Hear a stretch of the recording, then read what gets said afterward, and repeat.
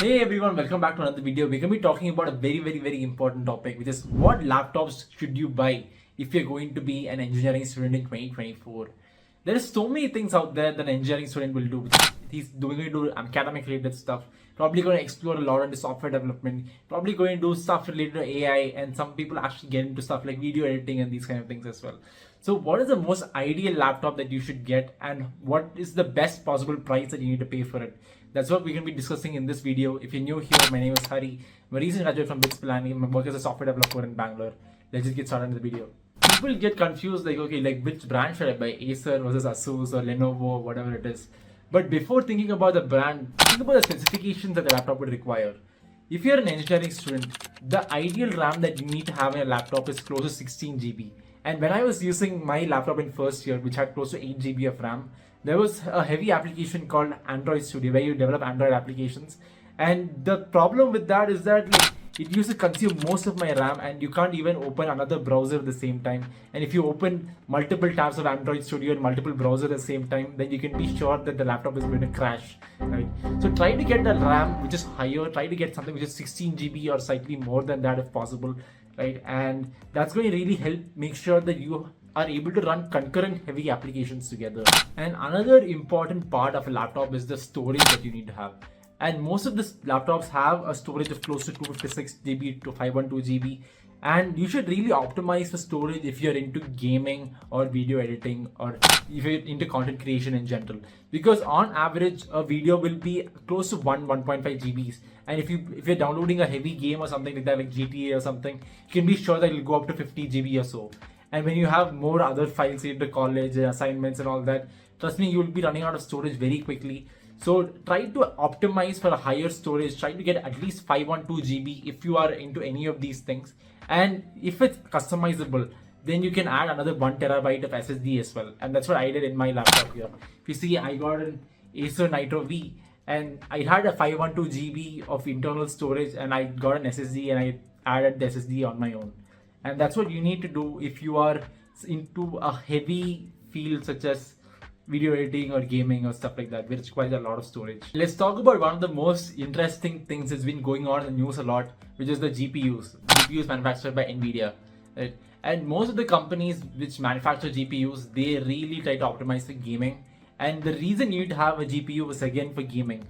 And if you're an engineering student, if you're really practically thinking that I need to get into a field like AI, then you need a really strong GPU there as well, because like the GPU, what it does is like it does a lot of heavy mathematical calculations in a short amount of time. It's not that the calculations in itself is very heavy, but then the number of calculations that it does in the GPU is significantly heavier, which is especially for gaming, where things like rendering and raycasting requires a lot of GPU. And at the same time, in AI, the field of AI as well, there's a lot of things related to matrix multiplication which require a lot of GPU power as well. So do be on the lookout for great GPUs like something like the RTX 3050, 3070, RTX 4050, 4090, especially the RTX 30 series and the 40 series. This will make sure that whatever you do, the heavy tasks such as gaming or doing machine learning related tasks, you are safe when you run those applications locally. And if you've heard of something called Comfy UI, which lets you generate images using AI based on different AI models, it uses the NVIDIA CUDA processor. When I run it locally, it logs it over there. Now I'm using the NVIDIA CUDA processor now, right? And that's the reason why most people prefer strong GPUs. And in the current world of AI, and especially in the field of heavy engineering, I think you need to go and prefer a strong GPU as well. Another very important thing to talk about is the processors that you have, whether the i5, i7, AMD, Ryzen. So one of the important things that I've noticed is that it's important to understand how many cores the CPU has and how many threads the CPU has. Like whichever you prefer, let's say i5 13th gen has 14 cores and 20 threads. Based on that, you need to make a comparison and try to understand what kind of applications you'll be using it for.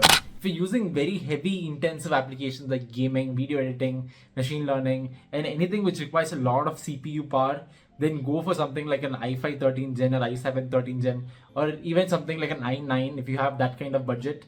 But then if your budget is under 70,000, 75,000, I'm going to talk about 5 really cool laptops available in the market right now, which are going for a discount because of the college reopening thing.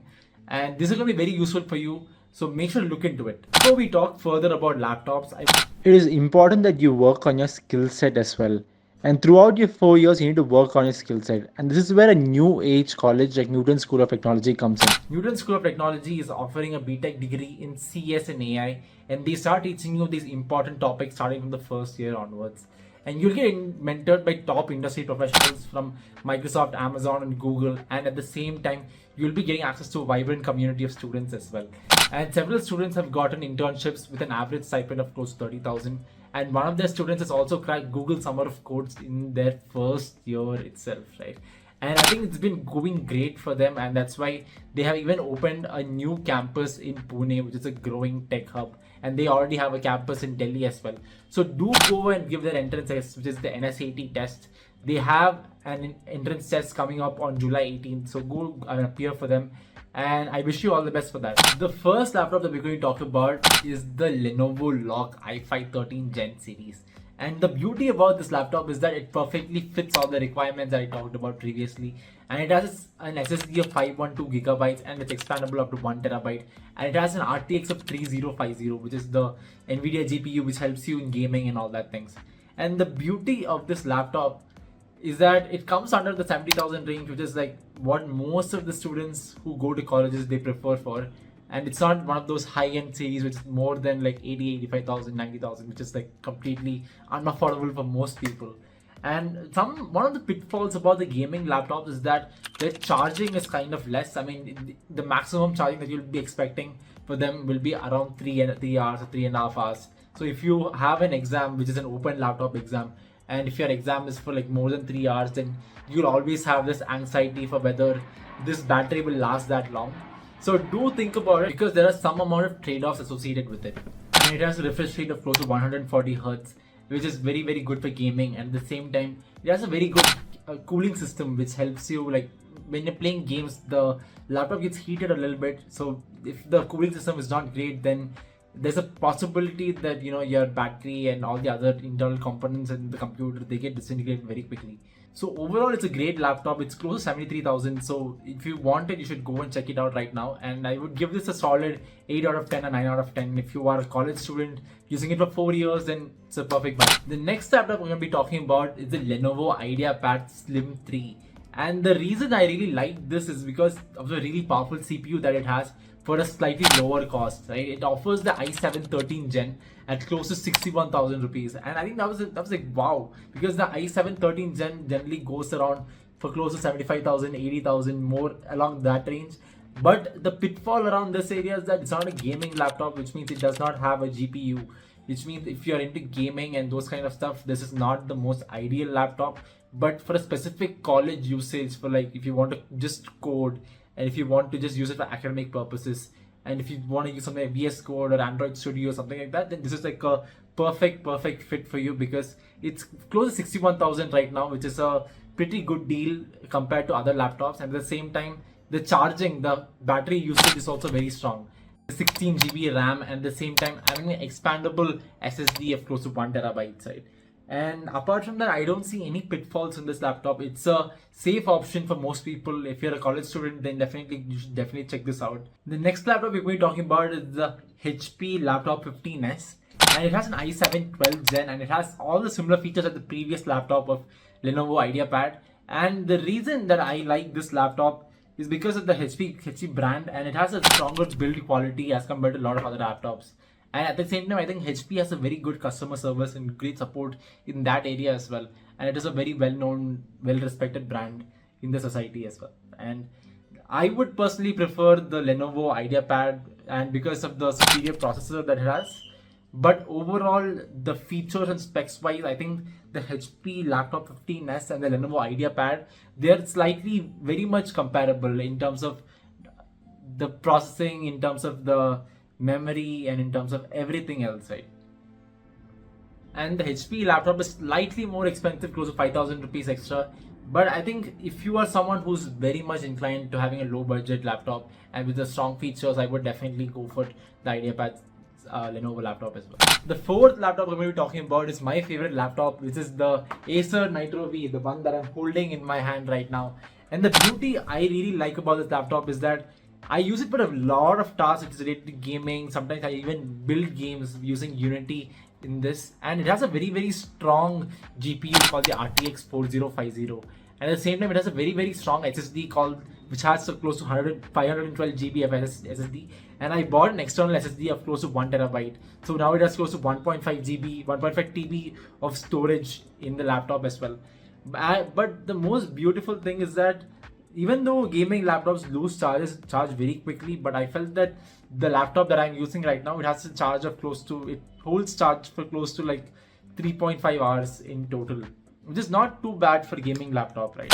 Definite pitfalls such as the build quality of this, and one of the biggest fears that I have is that if I drop this, then it's going to be a really tough time just rebuilding it and servicing it and stuff, because the build quality of that is not super amazing, and even the display is not super amazing as compared to other laptops of the same genre. But apart from that, it has a very good refresh rate, and it has a strong GPU, as I mentioned before, especially given that I use it mainly for video editing and software development and slightly more of AI related tasks. I think this is a perfect laptop for me. And one of the things that I did not like about this initially is that it had only 512 GB, and since I do both gaming and video editing of sorts, it quickly filled up my 512 GB, so I had to go and buy an external SSD as well. So that kind of sucked. And the final laptop we're going to be talking about is the MacBook, which is of a slightly higher range, and most of you thinking that, okay, why should I actually get a MacBook? Is there a trade-off?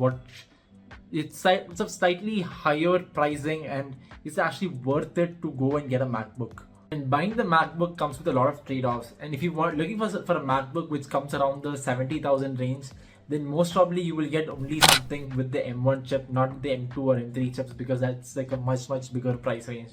And you will get something for the 256 GB, and if you're someone who's heavily doing gaming and video editing, then that storage will quickly run out, which might be a little bit of a problem.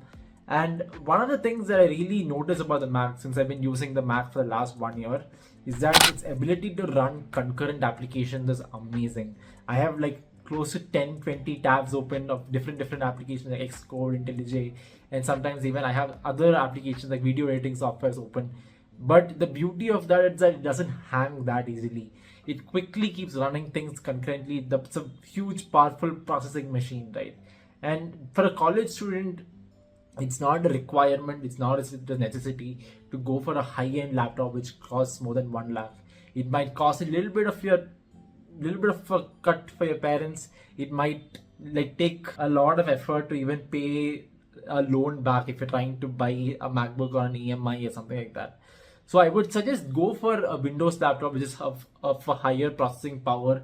There are great laptops available in Windows as well. The last 4 that I mentioned are pretty amazing. And go for a MacBook once you start earning, once you start doing an internship, or once you start doing freelancing or something like that.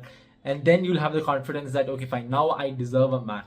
And I got my MacBook after my final year of college. So I think in my first year of college, MacBook was not even an option for me. So like most of you must be thinking like, मैं इतना खर्चा कर रहा हूँ, my parents are already paying too much money for my college tuition. And I would say don't fret too much about spending like around 2,000-3,000 rupees extra if the features are slightly better, because throughout the 4 years of college, if you use your laptop wisely and if you use it in a productive fashion, the returns will be like much greater than your investment that you've made. And throughout the 4 years that you have, you'll be able to pick up new technologies and new skills and grow along the way, and your laptop will also like feel proud about you, like ठीक है भाई ये बंदा, he started off with doing something like C++ and now he's doing major complex applications at the end of 4 years. And I hope this video made an impact in your thought process of choosing the right laptop and the right devices. And if you are someone who's joining college, then you should definitely consider subscribing to this channel, because there's going to be a lot of informative videos coming in the next week and the upcoming months as well. And I'll see you guys under the next video. Bye bye.